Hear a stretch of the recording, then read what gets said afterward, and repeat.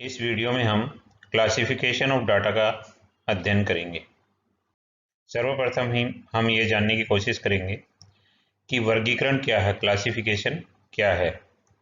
तो वर्गीकरण में समंकों को किसी गुण या विशेषता के आधार पर अलग अलग सजातीय वर्गों में बांटा जाता है। यानी जो समंक अपन ने इकट्ठे किए हैं उनको किसी गुण के आधार पर या किसी विशेषता के आधार पर अलग अलग जगह अलग अलग सजातीय वर्गों में, मतलब जो एक दूसरे से मिलते हुए वर्ग हों, उनमें बांट दिया जाता है। वर्गीकरण तथ्यों को वास्तविक या कल्पित रूप में उनकी समानता सादृश्यता के अनुसार समूहों व वर्गों में क्रमानुसार करने की क्रिया है। इससे व्यवस्थित इकाइयों की विविधता में पाई जाने वाली गुणों की एकता व्यक्त हो जाती है। वर्गीकरण में जो प्रमुख लक्षण हैं वर्गीकरण के, उसमें यह है, वर्गीकरण में संग्रहित समंकों को विभिन्न वर्गों में बांटा जाता है। उदाहरण के लिए जैसे व्यक्तियों की आयु के अनुसार 0 से 10 वर्ष, 10 से 20 वर्ष, 20 से 30 वर्ष, 30 से 40 वर्ष, 40 से 50 वर्ष, 50 वर्ष आदि वर्गों में विभाजित किया जा सकता है। इसी प्रकार वैवाहिक स्थिति के आधार पर विवाहित और अविवाहित दो वर्गों में बांटा जा सकता है। अगर महिला और पुरुष के आधार पर बांटा जा सकता है, रूरल और अर्बन के हिसाब से बांटा जा सकता है। तो ये इस तरह से जो वर्ग अलग अलग बांट देते हैं, जो समंक अपन ने इकट्ठे किए उनको अलग अलग सजातीय वर्गों में बांट देते हैं। ये वर्गीकरण किसी गुण या विशेषता के आधार पर किया जाता है। एक गुण के आधार पर करें तो एक गुण वाले समंक, और दो गुणों के आधार पर करें या बहुगुणों के आधार पर करें तो बहुगुणीय गुणकीय समंक हो जाता है। ये विभाजन यथार्थ रूप से अथवा काल्पनिक रूप से किया जा सकता है, अर्थात तथ्यों को वर्गों में प्राकृतिक गुण के आधार पर सांख्यिकी की कल्पना के आधार पर वर्गीकृत किया जा सकता है। यह मदों की विभिन्न इकाइयों के मध्य भी उनकी एकता को स्पष्ट करता है। अब हम देखेंगे कि क्लासिफिकेशन है, इसके मेथड्स क्या क्या हो सकते हैं, किस तरह के मेथड्स हैं। तो पहला जिसमें दिया है अकॉर्डिंग टू एट्रीब्यूट्स, एट्रीब्यूट्स के आधार पर, गुणों के आधार पर। गुणों के आधार पर वर्गों का निर्माण किया जा सकता है, जिसमें एक वर्ग गुण विद्यमान हो, यानी कि एक गुण के आधार पर इसमें दूसरा वर्ग है वो गुण विद्यमान नहीं। यानी कि जैसे महिला और पुरुष, सुंदरता और सुंदर न होना, शिक्षित और अशिक्षित, यानी एक गुण का विद्यमान होता है, दूसरा गुण उसमें विद्यमान नहीं होता।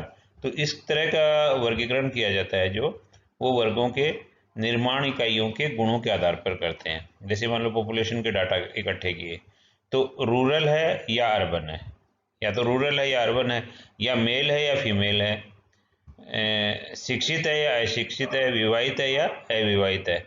इस प्रकार एक गुण की विद्यमानता को अलग रख लेते हैं, गुण की विद्यमानता नहीं हो उसको अलग कर देते हैं। तो ये एक गुण के आधार पर वर्गीकरण हो जाता है।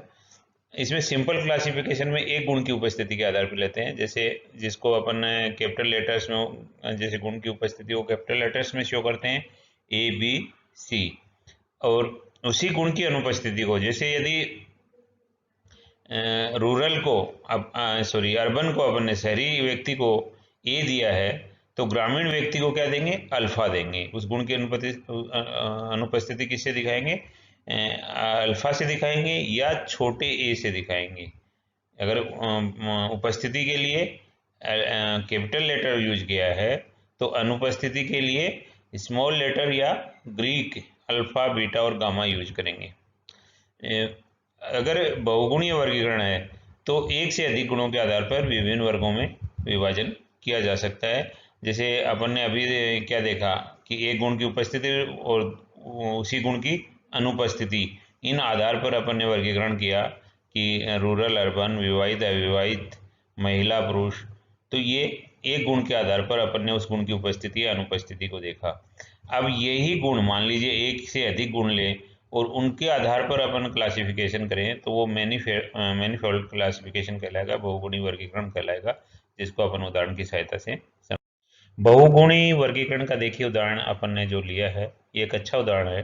जिसमें किसी स्थान विशेष की जनसंख्या अपन ने पूरी ले ली, पूरी जनसंख्या ले ली। मान लीजिए अपन यही मान के चलें कि ये जयपुर की जनसंख्या तो n से व्यक्त कर दिया, उसी स्थान विशेष की या उस शहर की जनसंख्या को n से अपन ने डिनोट किया।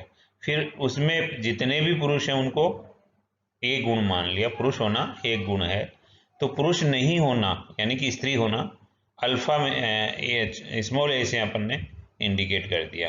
तो और पूरी पॉपुलेशन को दो जगह बांट दिया अपन ने, पुरुष और स्त्री के रूप में, पुरुष और स्त्री के रूप में। अब देखिए पुरुष हैं उनको फिर अपन ने दो जगह बांटा, साक्षर और निरक्षर, साक्षर और निरक्षर। तो देखिए पुरुष और साक्षर दोनों चीज आ गई, तो दोनों गुण विद्यमान है, एक गुण पुरुष होना, दूसरा गुण साक्षर होना।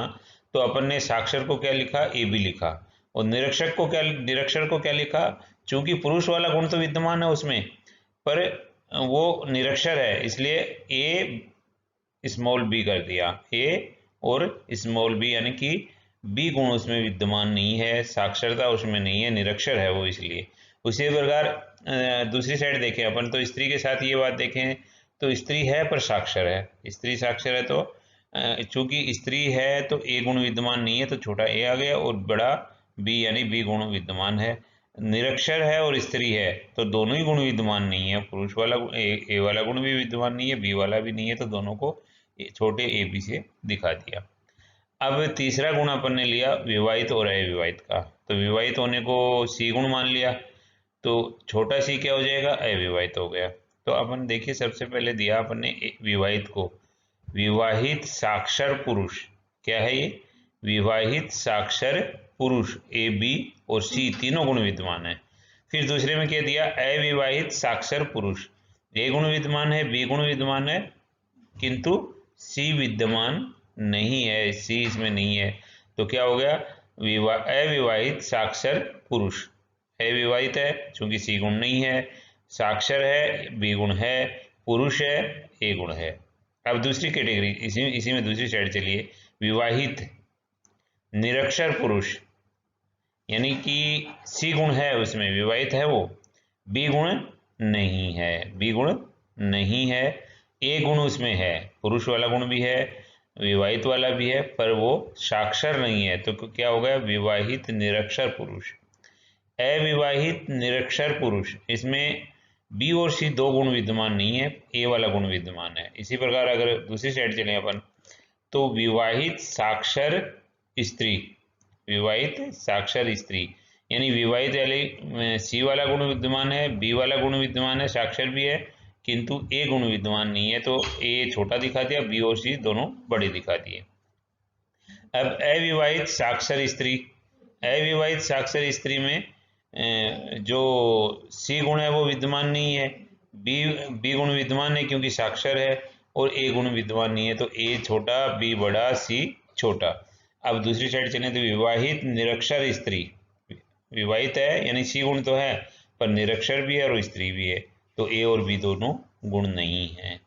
इस अब देखिए लास्ट स्टेज में अविवाहित निरक्षर स्त्री, अविवाहित भी है, निरक्षर भी है, स्त्री भी है, यानी कि ए गुण भी नहीं है, बी भी नहीं है और सी भी नहीं है, तो उसको क्या बोलेंगे, अविवाहित निरक्षर स्त्री, इनमें तीनों गुण विद्यमान नहीं है। तो इस प्रकार एक से अधिक गुण होने पर अपन इस प्रकार क्लासिफिकेशन कर सकते हैं डाटा का, जो कि अध्ययन में काफ़ी सुविधा प्रदान करता है। अभी हमने गुणों के आधार पर वर्गीकरण किया था, अब दूसरा वर्गीकरण क्या है, क्लास इंटरवल्स के आधार पर वर्गीकरण कर दिया। तो संख्यात्मक तथ्य जो होते हैं, वेरिएबल्स होते हैं जिनका, जैसे आय है, वजन है, आयु है, प्राप्तांक है, ऊंचाई है, आयात निर्यात है, उत्पादन है, इत्यादि के जो आंकड़े होते हैं उनका वर्गीकरण वर्गांतरों के आधार पर कर सकते हैं। जैसे उदाहरण के लिए अपन ने दिया इसमें सांख्यिकी में जो प्राप्तांक है विद्यार्थियों के, सांख्यिकी में प्राप्तांक है, मान लीजिए 100 का पेपर है, 100 नंबर का पेपर है, तो अपन ने छात्रों को अलग अलग बांटने के लिए जो 0 से 20 तक यानी 20 तक नंबर लाने वालों का एक ग्रुप बना दिया, 20 से 40 के लिए अलग ग्रुप बना दिया, 40 से 60 नंबर लाने वालों के अलग ग्रुप बना दिया, 60 से 80 और 80 से 100, यानी पूरा जो डाटा है, मान लीजिए 1000 छात्र हैं, 2000 हैं, 5000 है, जितने भी छात्र हैं उनको कितने भागों में बांट दिया अपन ने, 5 भागों में बांट दिया। 0 से 20 तक लाने वाले छात्र कितने हैं, 20 से 40 अंक लाने वाले छात्र कितने हैं, 40 से 60 लाने वाले कितने हैं, 60 से 80 नंबर लाने वाले छात्र कितने हैं, और 80 से 100। अब मान लीजिए जैसे अपने पास ये फिगर्स दे रखे हैं, तो 0 से 20 में कितना दिए, नंबर ऑफ स्टूडेंट्स 5 दे दिए, 20 से 40 में 15 दे दिए, 40 से 60 में 30 दे दिए, 60 से 80 में 40 दे दिए, 80 से 100 में 10 छात्र मान लीजिए आ रहे हैं।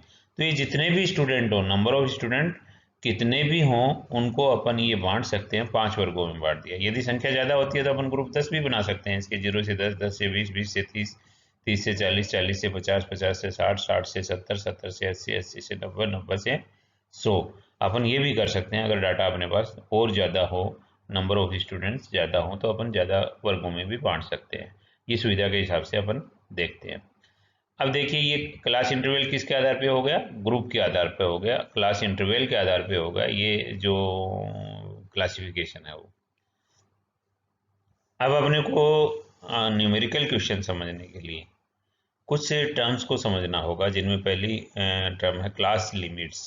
क्लास लिमिट्स क्या होती हैं, तो सामान्य शब्दों में जिन दो मूल्यों द्वारा किसी वर्ग का विस्तार निर्धारित होता है उन्हें वर्ग सीमाएं कहते हैं। जैसे दो मूल्यों द्वारा, जैसे अपन ने ऊपर उदाहरण में ले रखा मार्क्स इन स्टैटिस्टिक्स 0 से 20, 0-20 लिखा है ना, तो ये दो सीमाएं होंगी, 0 भी है इसमें और अपर लिमिट कितनी है, 20 है। तो इसमें लोअर लिमिट और अपर लिमिट दो सीमाएं होती हैं जिससे उस ग्रुप का निर्धारण होता है, जिनको क्लास लिमिट्स कहते हैं। तो 0 से 20 में 0 तो लोअर लिमिट हो गई और 20 अपर लिमिट हो गई। 20 से 40 में 20 लोअर लिमिट और 40 अपर लिमिट। 40 से 60 में 40 लोअर लिमिट और 60 अपर लिमिट। 60 से 80 में 60 लोअर लिमिट और 80 अपर लिमिट। 80 से 100 में 80 लोअर लिमिट और 100 अपर लिमिट। तो इस प्रकार क्लास इंटरवल अपन ने, क्लास लिमिट्स अपन ने डिसाइड की, यानी लोअर लिमिट और अपर लिमिट दोनों का निर्धारण हो जाता है। अगला बिंदु है वर्ग विस्तार, मैग्नीट्यूड ऑफ क्लास इंटरवल, यानी किसी वर्ग का विस्तार कितना है। तो किसी वर्ग की उच्च और निम्न सीमाओं का अंतर वर्ग विस्तार कहलाता है। क्लास इंटरवल क्या कहलाता है, अपर लिमिट में से लोअर लिमिट घटा दिया तो ये वर्ग विस्तार हो जाएगा। जैसे अभी अपन ने उदाहरण लिया था 0 से 20, तो 20 में से 0 घटाया तो 20 का क्लास इंटरवल है, चाहे वो 60 में से 40 घटा के निकाल लो, या 80 में से 60 घटा के निकाल लो, या 100 में से 80 घटा के, यानी कि लोअर अपर लिमिट में से लोअर लिमिट घटाएंगे तो वो उस वर्ग का क्लास इंटरवल आ जाएगा कि कितना इंटरवल पे क्लास है। अब नेक्स्ट है मिड वैल्यू, मिड पॉइंट। दोनों जो लिमिट है, अपर लिमिट और लोअर लिमिट, दोनों का जो बीच का मूल्य होता है, मध्य मूल्य होता है, उसको मिड वैल्यू बोलते हैं, मिड पॉइंट बोलते हैं। इसकी गणना कैसे करेंगे, मिड वैल्यू बराबर lower limit plus upper limit बटा 2, 2 का भाग देकर कैलकुलेट करेंगे। तो जैसे यहाँ पर ने देखा 40 से 60 के जो वर्ग है उसकी मिड वैल्यू क्या होगी, 40 प्लस 60 बटा 2, 50 हो जाएगी। जैसे 0 से 20 है तो 0 प्लस 20 बटा 2 तो 10 हो जाएगी मिड वैल्यू। 20 से 40 है तो 20 प्लस 40 60 बटा 2 तो 30 हो जाएगी। तो इस प्रकार अपन मिड वैल्यू कैलकुलेट कर सकते हैं, जो लोअर लिमिट और अपर लिमिट में 2 का भाग ज्ञात देकर ज्ञात की जाएगी। तो इस प्रकार ये mid value, class interval, class limits, इनका अपन निर्धारण कर सकते हैं। Thank you.